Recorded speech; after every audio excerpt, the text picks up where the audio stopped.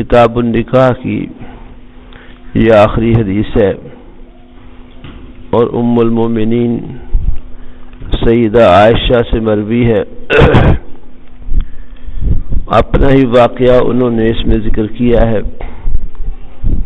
قالت فرماتی ہیں آتبنی ابو بکر، میرے والد ابو بکر رضی اللہ عنہ نے مجھے ڈانٹا،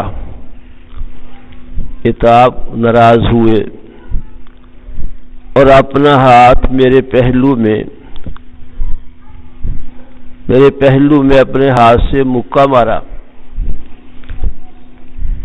میں اس وقت اپنی جگہ سے ہل جاتی تکلیف کی وجہ سے، لیکن اس وجہ سے میں نے حرکت نہیں کی کہ نبی پاک صلی اللہ علیہ وسلم میری گود میں آرام فرما رہے تھے۔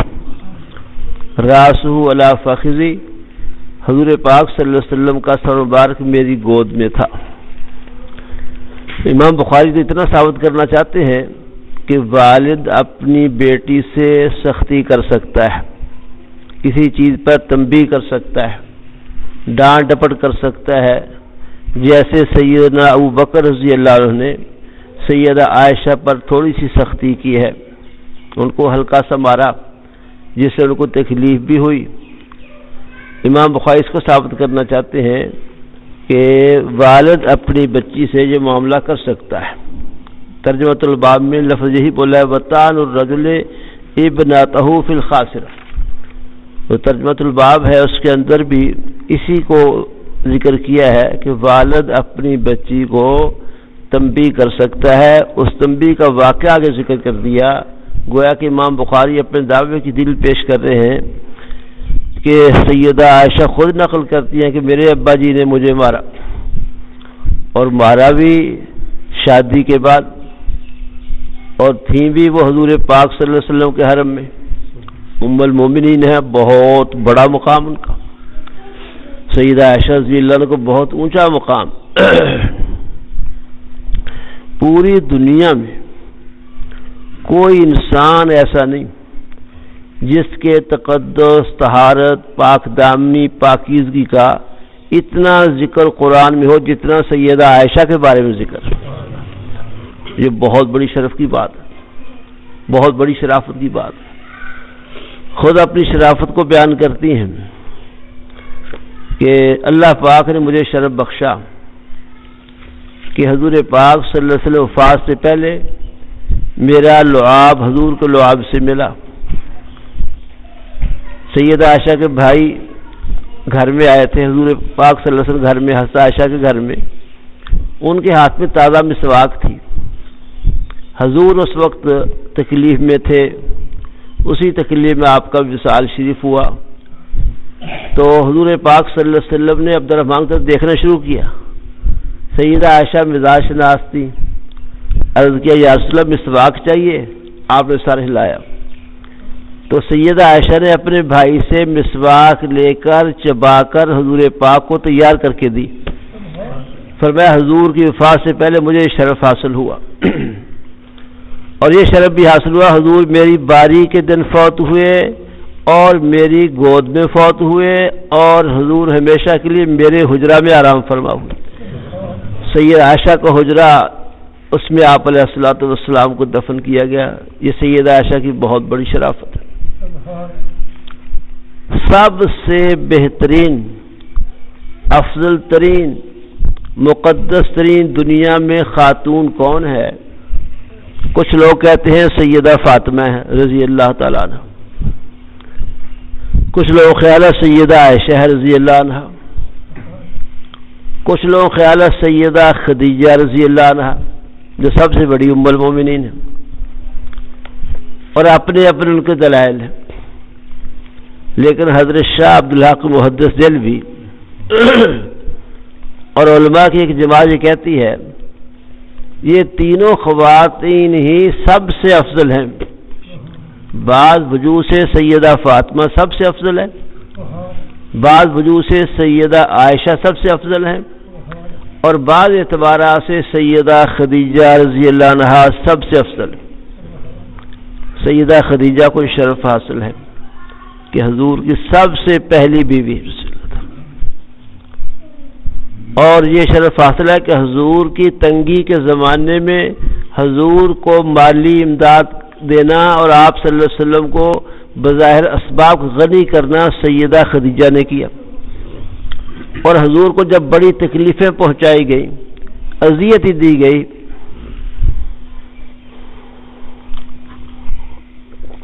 اس زمانے میں غم گساری یہ توفیق سیدہ خدیجہ کو ہوئی،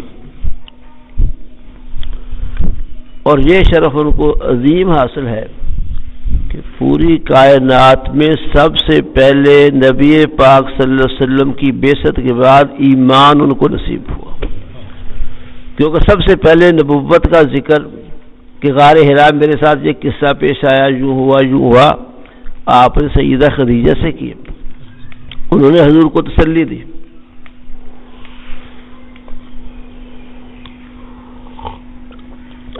کیا آپ ایسے ہیں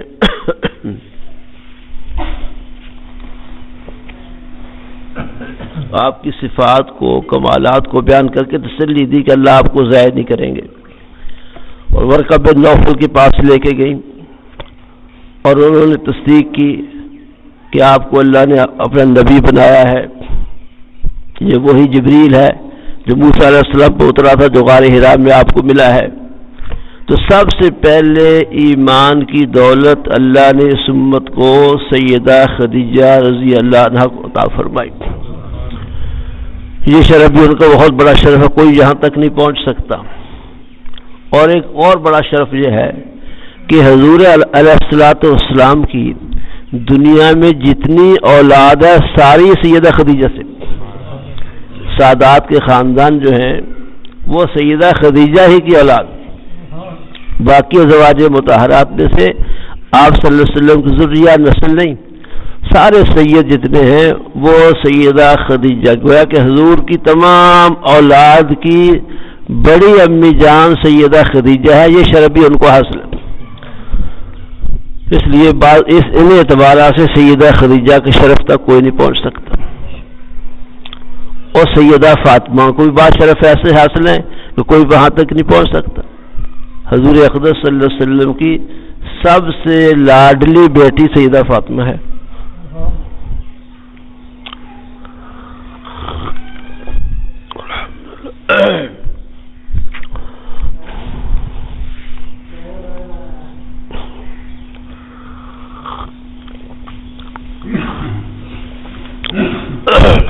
آپ علیہ الصلوۃ والسلام کو سیدہ فاطمہ سے بہت محبت تھی۔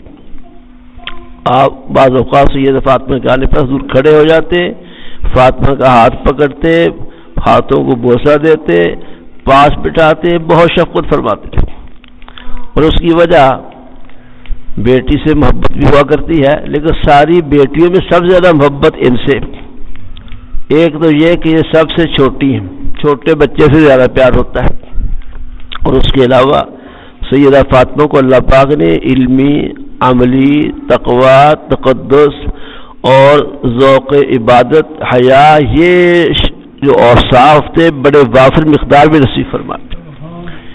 خواتین کے لیے شرم و حیا ایک بہت بڑا زیور ہے، عورتوں کے لیے شرم و حیا اور پردہ یہ بہت بڑا زیور ہے، بہت بڑی عزت ہے، بہت بڑی شرافت ہے۔ حضور اقدس صلی اللہ علیہ وسلم نے ایک مرتبہ صحابہ سے پوچھا، بتاؤ سب سے اچھی عورت کون ہوتی ہے، سب سے اچھی خاتون کون ہے؟ تو جواب نہ بن پڑا۔ سیدنا علی رضی اللہ عنہ گھر آئے، سیدہ فاطمہ سے پوچھا، جواب پوچھ کے دوبارہ حاضر ہوئے، عرض کیا کہ یا رسول اللہ فاطمہ نے یہ جواب دیا ہے کہ سب سے اچھی عورت وہ ہے جس پر کبھی کسی نامحرم کی نگاہ نہ پڑی ہو، اور اس کی بھی کسی نامحرم مرد پر کبھی نگاہ نہ پڑی ہو۔ حضور اقدس صلی اللہ علیہ وسلم اس سے بہت خوش ہوئے اور بڑی محبت سے فرمایا، فاطمہ بضعۃ منی، فاطمہ میرے جگر کا ٹکڑا ہے۔ اس طرح سے ان کو ذوق عبادت اللہ نے بڑا نصیب فرمایا تھا۔ عشاء کی نماز کے بعد سیدہ فاطمہ رضی اللہ تعالیٰ عنہا 2 نفل پڑھتی تھی۔ 2 نفلوں کی نیت باندھتی تھی۔ وہ 2 نفل کیسے ہوتے تھے، اس میں قرآن کتنا پڑھا جاتا تھا، سجدے کتنے طویل تھے، رکوع کیسے تھے، کس دل لگی کے ساتھ پڑھتی تھی، اس سے آپ اندازہ فرما سکتے ہیں کہ ان 2 نفلوں میں جو عشاء کے بعد شروع کیے ہیں، ان 2 نفلوں میں صبح ہو جاتی تھی۔ ساری رات میں 2 نفل پورے ہوئے، کتنا قرآن پڑھا گیا ہوگا، کتنے طویل سجدے ہوں گے، کیسے رکوع ہوں گے، کیا درد و سوز ہوگا، ساری رات 2 نفل پڑھ۔ یہ اتنی ریاض بات ایک رات کی نہیں ہے، ہر رات ایسے ہوتا تھا۔ اور اتنی ریاض بات کرنے کے باوجود کبھی یہ خیال نہیں آیا کہ بہت بڑی ریاض کر لی، بڑا تیر مار لیا، بڑا کمال کر دیا، بلکہ لکھا ہے کہ جب صبح ہو جاتی تو رونا دھونا شروع کر دیتی، اللہ کے سامنے آنسو بہاتی اور عرض کرتی، اللہ پاک کتنی چھوٹی رات بنائی ہے، میرے 2 نفل مشکل سے پورے ہوئے۔ تو بہر فاطمہ رضی اللہ عنہ کو ایسی شرافت، حضور کا قرب، حضور کی محبت، حضور کا لاڈ پیار، بنت رسول حضور کی صاحبزادی ہیں اور سادات کے جو خاندان ہے سیدہ فاطمہ رضی اللہ عنہ کی اولاد ہیں، اس لیے یہ شرافت فاطمہ کو ایسی ہے جہاں تک کوئی دوسری نہیں پہنچ سکتی۔ اور سیدہ عائشہ کو یہ شرف ہے کہ ازواج مطہرات میں سب سے زیادہ حضور صلی اللہ علیہ وسلم کا دلی میلان ان کی طرف تھا۔ جتنے علوم نبی پاک صلی اللہ علیہ وسلم اللہ کے پاس سے لے کے آئے ہیں، ان میں سے آدھے علوم امت تک سیدہ عائشہ کے ذریعے پہنچے، باقی تمام صحابہ کے ذریعے پہنچے۔ یہ شرف علم و فضل کا شرف بھی ان کا بہت عظیم ہے۔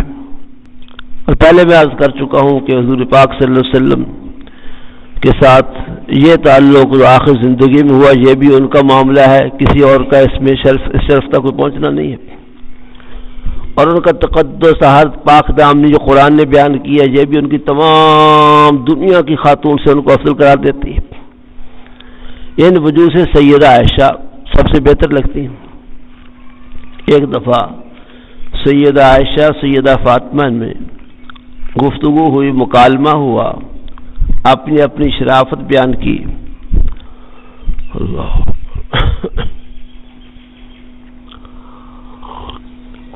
حضور نے سیدہ فاطمہ کے بارے میں فرمایا ہے، تمام اہل جنت کی عورتوں کی سردار فاطمہ ہے۔ ساری جنتی خواتین کی سردار فاطمہ رضی اللہ عنہ۔ ایسی شرافتیں سیدہ فاطمہ نے اپنی بیان کی۔ آخر میں سیدہ عائشہ نے ایک بات کہی، فرمانے لگیں کہ ساری باتیں فاطمہ ٹھیک، آپ کو یہ شرافتیں، یہ بزرگیاں، یہ کمالات حاصل ہیں،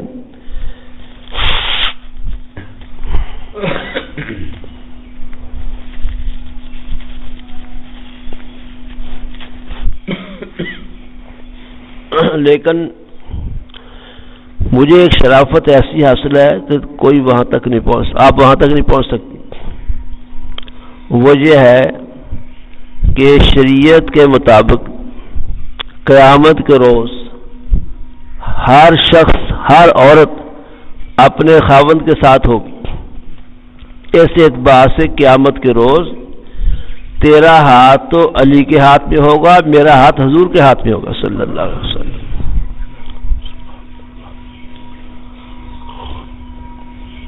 سیدہ عائشہ بہرحال بہت افضل خاتون ہیں۔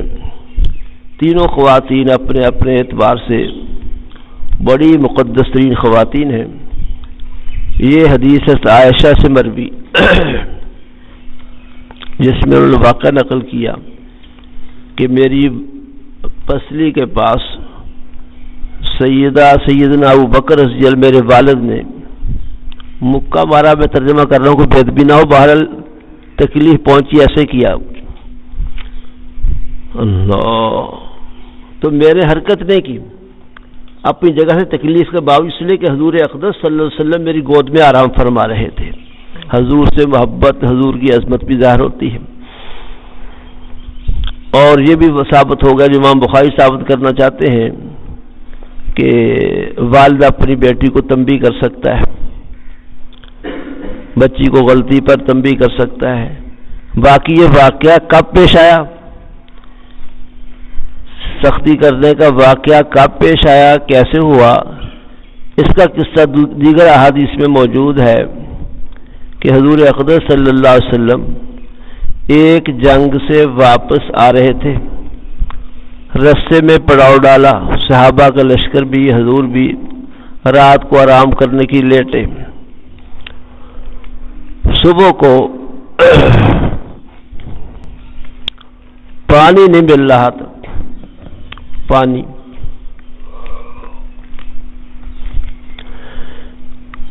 وہاں سے منتقل ہو کر پانی کی جگہ پر پہنچا جا سکتا تھا، لیکن ہوا یہ کہ سیدہ عائشہ کا ہار گم ہو گیا، گلے میں ڈلا ہوا جو ہار تھا وہ کہیں گر گیا۔ صحابہ اس ہار کی تلاش کرتے رہے، حضور کا جب تک حکم نہ ہوتا تو وہاں سے روانہ کیسے ہو سکتے تھے؟ تو روانہ نہ ہونے کی وجہ سیدہ عائشہ کا ہار کا گم ہونا تھا، ادھر نماز کا وقت تنگ ہو رہا تھا، پانی وضو کے لیے تھا نہیں، آگے جانا رک گیا اس لیے کہ عائشہ رضی اپنا ہار گم کر لیا۔ صحابہ پریشان کہ وضو کیسے کرے، اس پریشانی کی وجہ سے سارے صحابہ پریشان، پورا لشکر پریشان، نماز لیٹ ہو رہی ہے، وضو کے لیے پانی نہیں ہے، اس کا سبب بنا سیدہ عائشہ کا ہار گم کرنا، اگرچہ وہ ہار خود گم نہیں کیا، گم ہو گیا تھا، سبب وہ بنا۔ اس پر سیدنا ابو بکر کو غصہ آیا کہ عائشہ نے کیا کیا، اس پر ان کو تھوڑی تنبیہ کی ہے، یہ واقعہ پیش آیا۔ لیکن اس کے ساتھ ہی ایک عظیم واقعہ پیش آیا۔ اس وقت حکم وضو کرنے کا تھا، اس وقت تک صحابہ صحابیات مسلمان پانی سے وضو کر کے نماز پڑھتے تھے، اور آج وضو کے لیے پانی نہیں مل رہا۔ اللہ نے اپنا کرم فرمایا، اللہ پاک نے نبی پاک صلی اللہ علیہ وسلم پر آیات نازل کی جس میں تیمم کا حکم فرما دیا کہ آئندہ کے لیے پانی نہ ہو تو مٹی سے تیمم کر کے نماز پڑھی جا سکتی ہے، اور یہ بہت بڑی سہولت ہے اور امتوں میں کسی کو حاصل نہیں، یہ صرف حضور پاک صلی اللہ علیہ وسلم کی برکت سے اس امت کو حاصل ہوئی ہے۔ امت کی خصوصیت ہے کہ اس کے لیے مٹی بھی وضو بن جاتی ہے، مٹی بھی پاکیزگی کا ذریعہ بن جاتی ہے، تو یہ بہت بڑا شرف اس امت کو حاصل ہوا۔ یہ شرف بھی حضرت عائشہ کی برکت سے حاصل ہوا، نہ وہ ہار گم کرتی، نہ دیر ہوتی، نہ تیمم کا حکم نازل ہوتا۔ اس لیے حضرت اسید بن حضیر رضی اللہ اس آیت کے اترنے پر اسی میدان میں انہوں نے فرمایا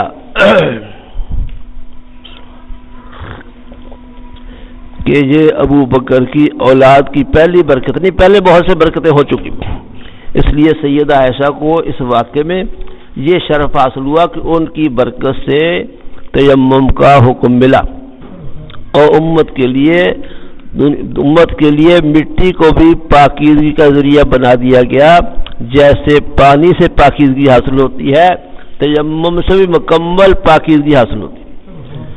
حتیٰ کسی پر غسل فرض ہو، پانی نہ ہو، نماز کا وقت آ جائے، وہ غسل کی جگہ تیمم کرے تو بھی نماز پڑھنی صحیح، تو غسل کی جگہ بھی تیمم کام کرتا ہے، وضو کی جگہ تیمم کام کرتا ہے، مکمل طہارت ہو جاتی ہے۔ جیسے وضو کرنے سے نماز صحیح ہوتی ہے، اس طرح پانی نہ ملنے کی شکل میں یا پانی کے استعمال پر قدرت نہ ہونے کی صورت میں مٹی سے بھی تیمم کیا جا سکتا ہے اور اس سے نماز پڑھی جا سکتی ہے۔ اللہ پاک مجھے بھی آپ کو بھی اپنے بڑوں سے صحیح محبت تعلق نصیب فرمائے۔ ایک بات ویسے مناسبت سے ذہن میں آ رہی ہے، وہ میرے آپ کے لیے مفید ہے، وہ کہہ کے بات ختم کرتے ہیں۔ میرا بیان کرنے کوئی موڈ نہیں تھا، یہ صرف مولانا عبداللہ کی روحانی توجہ کا اثر ہے کہ مجھے اللہ دو چار لفظ کہنے کی توفیق عطا فرمائی۔ صحیح کہہ رہا ہوں۔ سیدہ عائشہ اتنی بڑی خاتون، اتنی نیک خاتون، اللہ کے اتنے قریب خاتون، اتنے بڑے ہونے کے باوجود جب حضور اقدس صلی اللہ علیہ وسلم سے پوچھا کہ یا رسول اللہ میں اگر شب قدر پاؤں، رمضان میں آتی نا شب قدر، کہ یا رسول اللہ میں شب قدر پالوں تو میں کیا دعا مانگوں؟ ام المومنین سیدہ عائشہ نے پوچھا. آپ نے فرمایا عائشہ یہ دعا پڑھا کرو اگر تم شب قدر پاؤ، اللہم انک عفو تحب العفو فاعف عنی، اے اللہ آپ معاف کرنے والے ہیں، معافی کے عمل کو محبوب رکھتے ہیں، پسند فرماتے ہیں، بس آپ مجھے معاف فرما دیجیے. یعنی حضرت عائشہ کو بھی اللہ میاں سے معافی مانگنے کا حکم دیا ہے. حالانکہ حضرت عائشہ کو تو کہہ رہا ہے جنت الفردوس مانگا کرو، ان کی شرافت، ان کی عبادت، ان کا حضور سے قرب، حضور کا ان پر راضی ہونا اور اللہ پاک کا اتنا خوش ہونا کہ ان کے حق میں 11 آیات وہی بنا کے نازل فرمائی. یہ اتنا بڑی شرافت والی خاتون جو یقیناً جنتی ہے، تو ان کو تو یہ کہنا چاہیے تھا بھی تم جنت الفردوس مانگا کرو، لیکن یہ نہیں فرمایا. فرمایا یہ مانگا کرو کہ اللہ پاک معافی دے دے. معلوم ہوتا ہے اللہ کی ذات بہت بڑی ذات ہے، وہاں سے ہمیں معافی مل جائے یہ بہت بڑا اعزاز ہے. اللہ پاک سے معافی، توبہ، استغفار بہت کرنا چاہیے. توبہ لمن وجد فی صحیفتہ استغفار کثیر. آپ علیہ الصلوۃ والسلام فرمایا قیامت کے روز بڑی مبارک، بڑی بشارت اس شخص کے لیے جس کے نامہ اعمال میں معافی زیادہ لکھی ہوگی، کیسے معافی مانگی ہے. تو اللہ سے معافیاں مانگنا، توبہ استغفار کرنا، یہ عمل اللہ کو بہت پسند ہے. اس لیے حضور اقدس صلی اللہ علیہ وسلم نے سیدہ عائشہ کو معافی مانگنے کا حکم دیا شب قدر. معافی مانگنے کی بہت سی شکلیں، یہی الفاظ جو میں نے آپ سے ذکر کیے. پچھلے گناہوں سے ندامت ہونی چاہیے، فی الحال گناہوں سے علیحدگی ہونی چاہیے، آئندہ نہ کرنے کا، گناہ نہ کرنے کا پکا ارادہ ہونا چاہیے. اس کو معافی اور توبہ کہتے ہیں. ایسی توبہ اللہ ضرور قبول فرما لیتے ہیں. بلکہ ایک روایت میں یوں بھی آیا کہ اگر ایک شخص گناہ کرتا ہے پھر اس کو احساس ہو جاتا ہے اور پھر اللہ سے معافی مانگتا ہے کہ یا اللہ میں نہیں کرتا، پچھلے سے شرمساری اختیار کرتا ہے، تو اللہ اسے کہتے ہیں کہ میں نے تجھے معاف کر دیا. وہ بشی تقاض پھر وہی گناہ کر لیتا ہے، پھر دوبارہ معافی اسی طرح مانگتا ہے سچے دل سے، تو اللہ یہ فرماتے ہیں کہ میں نے معاف کر دیا. بشی تقاض سے تیسری مرتبہ پھر گناہ کر لیتا ہے، پھر معافی مانگتا ہے سچے دل سے، تو اللہ یہ فرماتے ہیں میں نے معاف کر دیا. آئندہ بھی جب تم یہ گناہ کرو گے اور اس طرح توبہ کرتے رہو گے ہمیشہ معاف کرتا رہوں گا. معافی مانگنا بہت بڑی چیز ہے، تو اللہ سے معافیاں مانگنی چاہیے. معافی اور بخشش مانگنے کا ایک طریقہ تو یہی دعا ہے جو اللہم انک عفو تحب العفو فاعف عنی. اور ایک کلمہ معافی کا حدیث میں اور آیا، استغفر اللہ الذی لا الہ الا هو الحی القیوم واتوب الیہ. اس کا معنی اللہ پاک میں بخشش مانگتا ہوں اس اللہ پاک سے جس کے سوا کوئی معبود نہیں، وہ زندہ ہے، سب کو تھامنے والا ہے، اور میں اس اللہ کی بارگاہ میں توبہ کرتا ہوں. یہ ترجمہ اس کا ہے. یہ کلمہ حضور نے فرمایا جو پڑھ کے معافی مانگے اس کے اللہ میاں سارے گناہ بخش دیتے ہیں اگرچہ سمندر کی جھاگ کے برابر ہو. اور اس کلمہ کا ویسے احادیث کے مطابق صبح کی نماز کے بعد 3 بار پڑھنا ثابت ہے، سنت ہے، مستحب ہے. 3 بار عصر کے پڑھنا بعد سنت ہے. 3 بار عشاء کے بعد سونے سے پہلے پڑھ لینا اس کو سنت ہے. استغفر اللہ الذی لا الہ الا هو الحی القیوم واتوب الیہ. بے شمار گناہوں کو اللہ پاک اس کلمہ کی برکت سے معاف کر دیتے ہیں. چنانچہ حضور پاک صلی اللہ علیہ وسلم نے فرمایا کہ جو مسلمان عشاء کے بعد یہ 3 بار پڑھے اس کے اللہ پاک سارے گناہ بخش دیں گے اگرچہ سمندر کی جھاگ کے برابر ہوں، درختوں کے پتوں کی تعداد کے برابر ہوں، مشہور ریگستان عالج کی ریت کے ذرات کے برابر ہوں، یا قیامت تک آنے والے دن رات کے برابر ہوں، تمام کو معاف کر دے. اسے 3 بار اس استغفار کو صبح کے بعد پڑھا کریں، 3 بار عصر کے بعد پڑھا کیجئے، اور 3 بار عشاء کے بعد سونے سے پہلے پڑھا کیجئے. اللہ مجھے بھی آپ کو بھی عمل کرنے کی توفیق عطا فرمائے. چلو اسی طرح 11 12